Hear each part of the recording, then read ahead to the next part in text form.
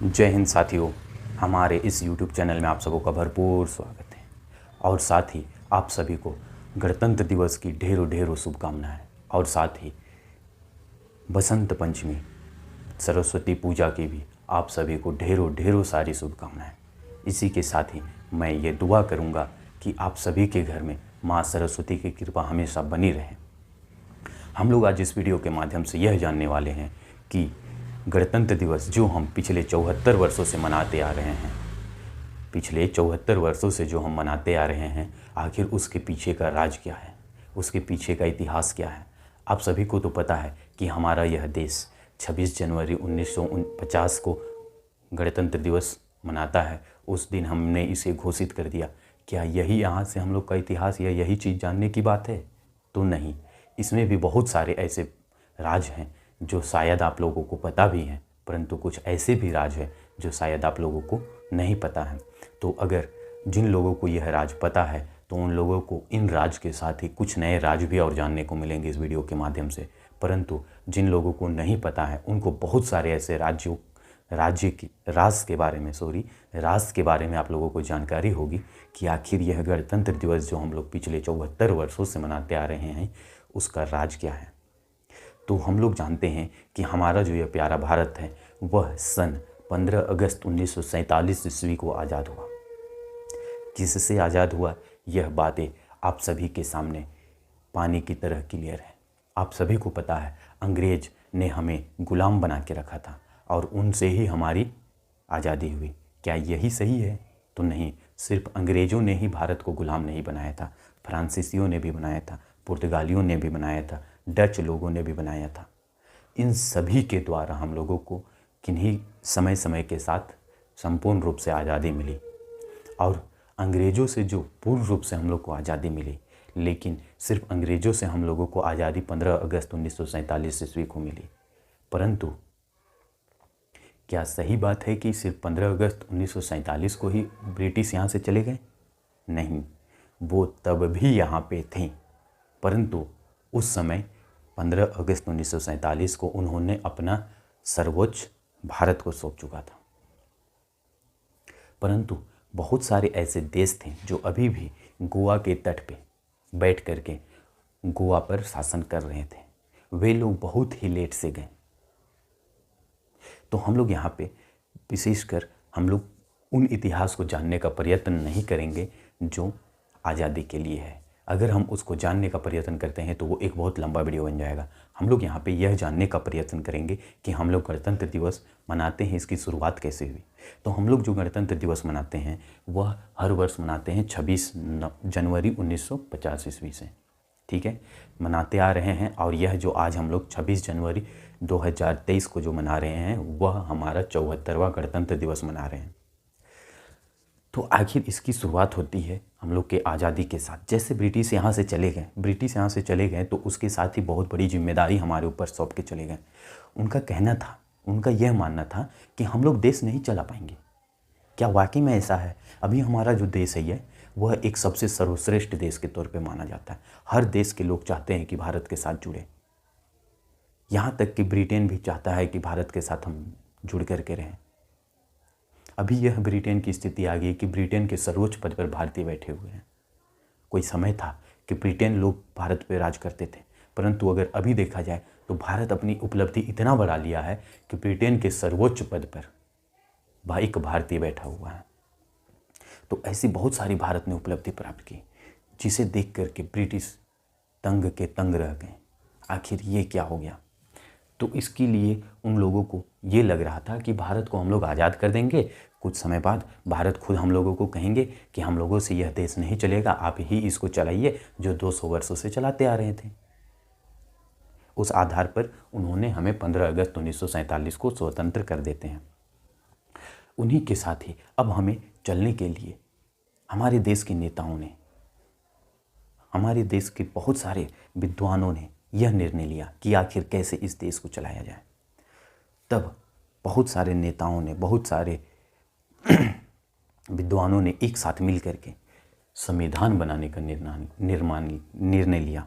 और यह संविधान की जो निर्माण हुई वह ब्रिटिश की द्वारा ही शुरू की गई। ब्रिटिश से ही मांग थी कि जब ब्रिटिश यहाँ से जाएं तो वह संविधान निर्माण करने की हम लोगों को क्या हो एक रास्ता प्रदान करके ही जाएं। ठीक है, तो उसी के साथ ब्रिटिश की तरफ से आया था कैबिनेट मिशन, उन्होंने ही संविधान सभा की गठन की और संविधान सभा का निर्माण हुआ। संविधान सभा का निर्माण करने के लिए कौन आया था? कैबिनेट मिशन, और इसी के साथ ही संविधान सभा का निर्माण हुआ। संविधान सभा में कुल सदस्य थे। ठीक है, संविधान सभा आए, संविधान सभा में कुल सदस्यों की जो संख्या थी उस समय वह थी 1946 में जब संविधान सभा का गठन हुआ उस समय 389 वहाँ पे सदस्य थे।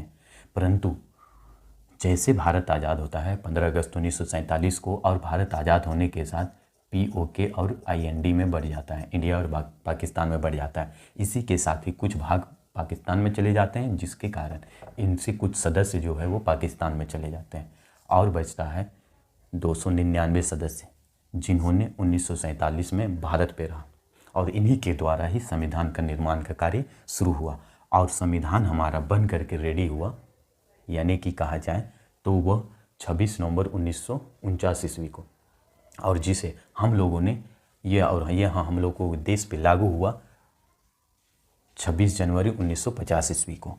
जब यह बन करके रेडी हुआ 49 ईस्वी में, 49 में रेडी हुआ, उस समय संविधान जब बना उस समय कुल सदस्य कितने थे?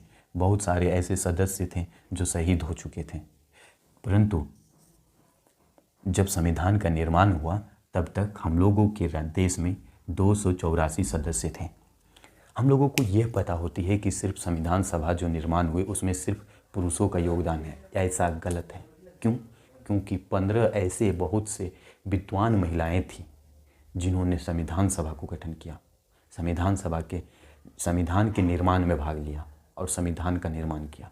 ये बात बहुत से लोगों को अभी तक भी जानकारी नहीं है। ऐसा नहीं है कि महिलाओं का योगदान हमारे देश पर कहीं नहीं था। इतिहास गवाह है कि महिलाएं हमेशा से भारत को आगे बढ़ाने में अपना योगदान दी है, यहाँ तक संविधान निर्माण में भी योगदान दी है। तो 15 महिलाएं जो थी वो यहाँ पे हस्ताक्षर किए हैं। अब जब ये संविधान बन करके रेडी हुआ तो संविधान बन करके रेडी हुआ तो वहाँ पे कुल टोटल अनुच्छेद 395 बने। संविधान का जो चैप्टर बना वो 22 चैप्टर बना और अभी वर्तमान में, और फिर उसमें जो अनुसूची बनी वो 8 अनुसूची बनी। परंतु समय के साथ संविधान ऐसा बनाया गया, लचीला ऐसा है कि समय के साथ वो खुद ब खुद बदल जाता है। पूरे विश्व की संविधान में यह कहीं भी गुण नहीं है कि वो खुद ब खुद बदल जाए। तो ये 395 बढ़ करके अभी 450 हो गए, लेकिन गिनती के तौर पर देखा जाए तो सिर्फ 395 ही है। उसमें क्लोज बढ़ते गए, वैसा ही 22 भाग 25 में बदल गया है और 8 भाग 12 में बदल गए हैं। परंतु मुख्यतः तौर पर देखा जाए तो 395 22 और 8 भाग ही हैं। ठीक है, इस संविधान निर्माण करने में बहुत सारे ऐसे समितियां थी जिसका निर्माण किया गया था और जिनको छोटे छोटे कार्य बांटे गए थे।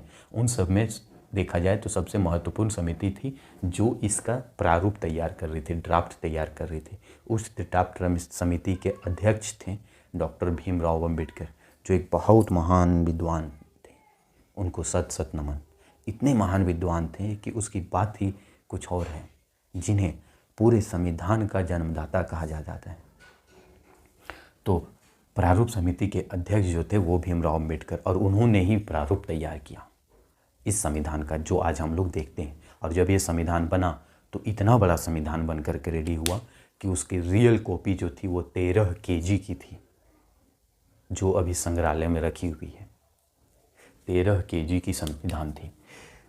लेकिन अब बात होती है कि आखिर ये संविधान बन के लागू हो गया कब? 26 नवंबर 1949 ईस्वी को बन गया। लेकिन क्या इसी दिन लागू हो गया? नहीं। अब इस बात पे विचार छिड़ गई कि आखिर लागू कब से किया जाए। तो लागू करने के लिए तो कुछ इतिहास को फिर बैक चलते हैं। बात आती है लाहौर अधिवेशन की। कांग्रेस का लाहौर अधिवेशन हो रहा था जब भारत आज़ाद नहीं हो रहा था, उस समय नहीं हुआ था। उस समय उसके अध्यक्ष थे पंडित जवाहरलाल नेहरू। लाहौर का जो अधिवेशन हुआ वह दिसंबर 1929 में होता है, जिसमें पंडित जवाहरलाल नेहरू ने लाहौर में कहते हैं कि हम लोग जनवरी 26 से क्या करेंगे, 26 जनवरी 1930 से पूर्ण स्वराज हो जाएंगे। यानी कि ये विद्रोह था ताकि भारत ये भारत से ब्रिटेन जल्दी से जल्दी चले जाए, उसको लेकर के पूर्ण स्वराज को लेकर के 26 जनवरी 1930 में हम लोग अपना स्वतंत्र तिरंगा फहलाएंगे और हमेशा हर साल फहराते रहेंगे। चाहे इसके लिए अंग्रेज कुछ भी करे, हम लोग नहीं मानने वाले, हम लोग भारत को स्वतंत्र बना के रहेंगे। तो पूर्ण स्वराज की जो मांग हुई थी सबसे पहले 1930 में हुई थी और उसी समय तिरंगा फहराया गया और उसी के बाद ही हर साल तिरंगा फहराया जाता था 26 जनवरी के दिन। परंतु यह पूर्ण स्वराज की मांग को, इसीलिए हम लोग इसको, और इसका जो अंतिम फहराया गया अगर बोलिएगा तो पूर्ण स्वराज की मांग को लेकर के, तो वह 26 जनवरी 1949 को फहराया गया। लेकिन जनवरी के बाद जैसे नवंबर आया तब तक हम लोग का संविधान बन के रेडी हो गया। अब इसे लागू कब से किया जाए, तो हम लोगों ने विचार किया कि हम लोग की जो एक परंपरा पूर्ण स्वराज की चलती आ रही है उसे भी हम लोग छोड़ नहीं सकते हैं। तो उन्होंने इन पूर्ण स्वराज को गणतंत्र दिवस में तब्दील कर दिया। उन्होंने कहा कि यह जो संविधान है उसे हम 26 नवंबर को ना लागू कर, हम लोग इसे लागू करेंगे 26 जनवरी को, यानी कि उसे 2 महीना होल्ड करके एक ही बार 26 जनवरी जिस दिन पूर्ण स्वराज की मांग थी उसी में इसको मिला दिया गया और उसी के दिन से हम लोग गणतंत्र दिवस मना रहे हैं। गणतंत्र जिसका अर्थ होता है गण, जिसका अर्थ होता है जनता, तंत्र मतलब होता है शासन, जहाँ पे जनता का शासन होगा उसे ही गणतंत्र कहते हैं। और हम लोग 26 जनवरी 1950 ईस्वी को पूर्ण रूप से गणतंत्र हो गए और गणतंत्र दिवस मना रहे हैं। परंतु उस 26 नवंबर 1949 को भी हम लोग मनाते हैं। क्या मनाते हैं, तो वह भी हम लोग के लिए एक स्पेशल दिन हो जाता है, वह है संविधान दिवस, जिसे हम संविधान निर्माण दिवस के तौर पे मानते हैं। और 26 जनवरी 1950 को गणतंत्र दिवस के तौर पे हम लोग समझते हैं। आखिर ये गणतंत्र दिवस होता है, तो गणतंत्र दिवस हो या स्वतंत्रता दिवस हो, जो भी हो, उस पर क्या होता है, हम लोग अपने देश की शान को दिखलाने के लिए हर साल झंडा फहराते हैं। साल में 2 बार फहराते हैं, गणतंत्र दिवस, एक स्वतंत्रता दिवस पे। तो गणतंत्र दिवस पे जहाँ पे हम लोग झंडा फहराते हैं, और फर्स्ट बार जहाँ झंडा फहरा वो था लाल किला में फहरा था, ठीक है। तो वहाँ पे क्या होता है, जो इस बार फहरा, देखते हैं हम लोग क्या होता है राजपथ पे हमेशा, ठीक है, राजपथ पे क्या होता है, हमेशा झांकियाँ निकलती है, ठीक है, हर वर्ष झांकियाँ निकलती है। इस बार भी झांकियाँ निकलती है और इस झांकियाँ में जो है हम लोग अपने देश की शक्ति को प्रदर्शन करते हैं। वहाँ पे आपको पूरे भारत की एक एक टेक्नोलॉजी के साथ एक एक आधुनिक हथियार भी देखने को मिलेंगे। तो वो जो राजपथ है जिसे हम लोग जानते हैं, परंतु अब उसका नाम राजपथ नहीं रहा, अब उसका नाम राजपथ खत्म हो गया। अब हम लोग उसको कहते हैं कर्तव्य पथ, कर्तव्य पथ के नाम से जाना जाता है। तो कर्तव्य पथ पर पहली बार झांकी निकलेगा कब, तो वह 2023 में। अब जो झांकी निकल रहा है वह कर्तव्य पथ पर निकल रहा है, न कि राजपथ पे, ठीक है। और ये कर्तव्य पथ का नामकरण कब हुआ, तो यह नामकरण हुआ 8 सितंबर 2022 को। क्या यह कर्तव्य पथ था? नहीं, तो ये राजपथ था। क्या राजपथ था? तो नहीं, राजपथ से पहले इसका नाम क्या था, किंग्सवे पथ, किंग्सवे नाम था। जब अंग्रेज यहाँ पे रहते थे उस समय इस पथ को, जो राजपथ किसको कहते हैं, राष्ट्रपति भवन से लेके इंडिया गेट तक जो 3 किलोमीटर का रास्ता है उसे ही राजपथ के नाम से जानते हैं, जिसे अब हम लोग कर्तव्य पथ कहते हैं और अंग्रेज उसे कहते थे किंग्सवे। और उसी का हिंदी अनुवाद होता है राजपथ, जिसका नाम हम लोगों ने बदल करके भारत के आधार पर कर्तव्य पथ रखा। और ये नामकरण का जिम्मा किसके ऊपर होता है पता है आप लोगों को, गृह मंत्रालय के अंतर्गत होता है। तो गृह मंत्रालय ही किसी जगह का नामकरण बदल सकता है, ठीक है। हर वर्ष क्या होते हैं, चाहे वो गणतंत्र दिवस हो या स्वतंत्रता दिवस हो, हर वर्ष मुख्य अतिथि आते हैं। तो हमारे इस वर्ष के जो मुख्य अतिथि है वो किस देश के हैं, तो वह है मिस्र, इजिप्ट के राष्ट्रपति आए हुए हैं, जो कल ही आए हैं, जिसका नाम है अब्देल फतह जो आए हैं, वो कल ही भारत आए हैं। और इस बार आपको राजपथ अब तो नहीं, कर्तव्य पथ पे जब झंडा फहरेगा तो आप लोग वहाँ पे देखिएगा तो अब्देल फतह भी मिलेंगे, जो मिस्र के राष्ट्रपति हैं, उनका स्वागत है। आखिर हम लोग ये दूसरे देशों को आमंत्रित क्यों करते हैं, इसका रीज़न है कि देशों के साथ आपसी दोस्ती व्यवहार को अच्छा करने के लिए, ताकि उसके साथ जुड़ाव हो। हम जैसे क्या होता है, आप लोगों के घर में त्यौहार होती है तो आप लोग अपने नाना नानी, मामा मामी, दोस्त को बुलाते हैं, बुलाते हैं ना, वैसा ही भारत भी अपने दोस्तों को बुलाता है। जो दोस्त होते हैं उनको स्वागत करता है, क्योंकि यह हम लोगों के लिए बहुत बड़ा पर्व है और यह पर्व में हम लोग अपने दोस्तों को बुलाते हैं। तो इस बार हमारा दोस्त जो है वो मिस्र है, जिसके राष्ट्रपति यहाँ आए हुए हैं।